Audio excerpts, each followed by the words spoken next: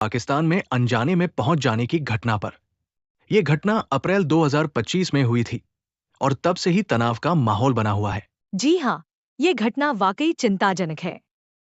सोचिए, एक जवान अपनी ही ड्यूटी के दौरान अनजाने में सीमा पार कर जाता है। उसकी और उसके परिवार की क्या स्थिति हुई होगी? बिल्कुल, ये घटना सीमा सुरक्षा में कमियों को भी उजागर करती है। कल्पना कीजिए अगर ये कोई आतंकवादी होता तो क्या होता। इसलिए इस घटना को हल्के में नहीं लेना चाहिए। सही कहा आपने। लेकिन अच्छी बात यह है कि जवान को पाकिस्तानी रेंजर्स ने हिरासत में ले लिया, न कि कुछ और हुआ। इससे कम से कम उसकी सुरक्षा तो सुनिश्चित हुई। हाँ, ये एक राहत की बात है। लेकिन हिरासत में रहना अपने आप में कितना कठिन होता होगा, ये सोचने से ही रोंगटे खड़े हो जाते हैं। बिल्कुल। और ये भी सोचिए कि दोनों देशों के बीच कितना तनाव पैदा हुआ होगा इस घटना से। ऐसे में फ्लैग मीटिंग का होना एक सकारात्मक पहलू है। जी हाँ, फ्लैग मीटिंग से ही दोनों देशों के बीच बातचीत का रास्ता खुला है और जवान की रिहाई के लिए प्रयास जारी है।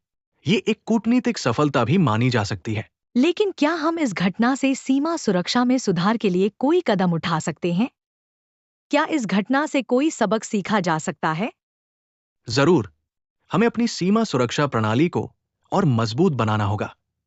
टेक्नोलॉजी का इस्तेमाल, बेहतर प्रशिक्षण और निगरानी, इन सभी पहलुओं पर ध्यान देना होगा।